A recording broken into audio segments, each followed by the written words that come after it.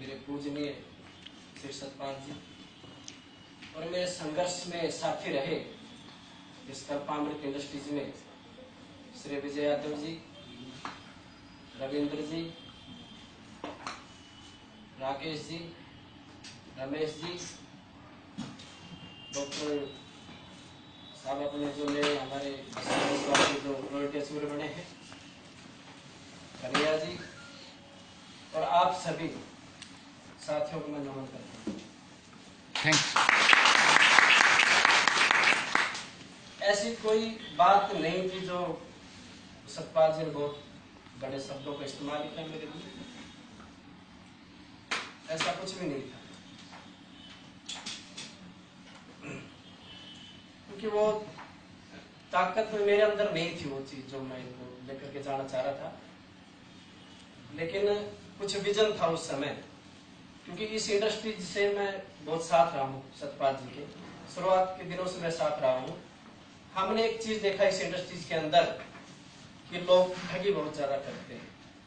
Corporate घराने जो बड़े व्यापारी हैं वो इस इंडस्ट्रीज के अंदर आ चुके थे।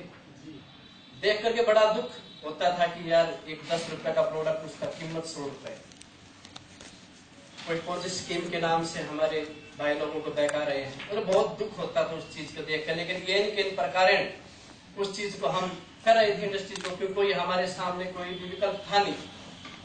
लेकिन जैसे ही मैंने कहा कि मेरा ऐसा कोई कुछ भी नहीं था, सब सतपाल जी का आशीर्वाद, उनकी कृपा से सब चल रहा है। एक फोन आता है मेरे पास में 16 सितंबर 2016 को, रात की बात थी। मैं ऑलरेडी नेटवर्किंग मार्केटिंग कर रहा था, तो राजस्थान के किसी फार्म हाउस पे खेतों के अंदर में बैठा हुआ था।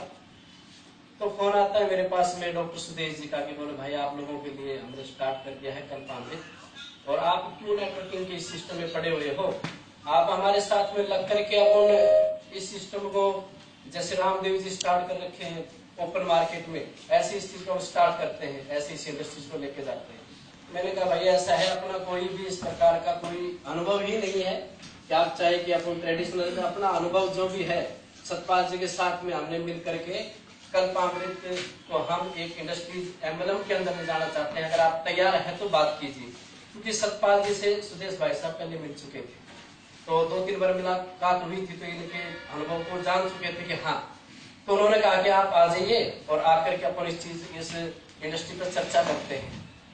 तो 6 अक्टूबर 2016 को हम जाते हैं, अपने घर से निकलते हैं सतपाल जी। हम 7:30 बजे सर्दियों का सब टाइम था उस समय। महाराज जी से मुलाकात हुई। उससे पहले सतपाल जी ने मेरे को कहा कि यार आप रहने दे दिनेश, पता नहीं अपन जिस सिस्टम में चल रहे हैं वही ठीक है, पता नहीं आगे क्या हो क्या नहीं हो। मैंने कहा कि ऐसा है सर जी कि आपके बगैर संभव नहीं हो सकता। अगर आप साथ जाएंगे तो एक 11 नहीं, हम एक मिलकर 1100 होंगे। उन्होंने विचार ठीक है दिया है, लेकिन अपने बस की बात है नहीं। आपकी प्रेरणा, आपकी गाइडलाइन, आपकी सहमति, आपका अनुभव वो बहुत आवश्यक है। एक बार आप चलिए मेरे साथ में। तो मैं जैसे तैसे करके लेकर के गया।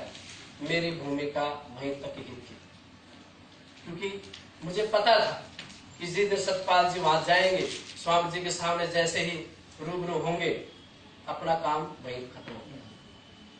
क्योंकि उनके जो क्या बोलते रेंज, और सतपाल जी के रेंज तुरंत कनेक्ट कर जाएंगे, अपना नेटवर्क यहीं तक मिला। सुदेश जी वहीं महाराज जी से मिले, बातचीत हुई, तो सर जी प्रभावित हो गए, क्योंकि उस परंपरा से बहुत पहले से जुड़े हुए हैं। सर जी से ऋषि मुनि और संतों से बड़े प्रभावित रहे हैं। और उसके बाद में बस उसकी प्लानिंग स्टार्ट हो गया, कैसे कैसे करना है।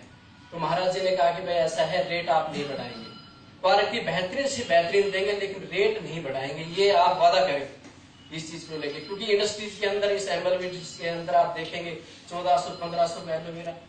तो महाराज जी कहते हैं एलोवेरा में ऐसा क्या स्वर्ण भस्म बना दिए, मिला दिया उसके अंदर कि जो जाकर के 1500 में बिक रहा है। टूथपेस्ट आपका 500, फेस वॉश आपका 250, कुछ नहीं पता। लेकिन अगर आप करना चाहते हैं तो बेहतरीन क्वालिटी के साथ में आप लोगों को उचित रेट के माध्यम से इस कंपनी को लेके जाएंगे। उसी बात को संकल्पित हुए 2016 के अंदर। पूरा 1 साल लगा कंपनी के डॉक्यूमेंट्स को पूरा करने में, कंपनी के लाइसेंस लेने में, प्रोडक्ट के लाइसेंस लेने में, और करते करते 2017 21 सितंबर को कंपनी का लॉन्च होगा। उस समय कोई ज्यादा हमारे पास नहीं था। सर जी का एक मानना था, सतपाल जी का, कि अपन नई पीढ़ी को लेकर के जाएंगे।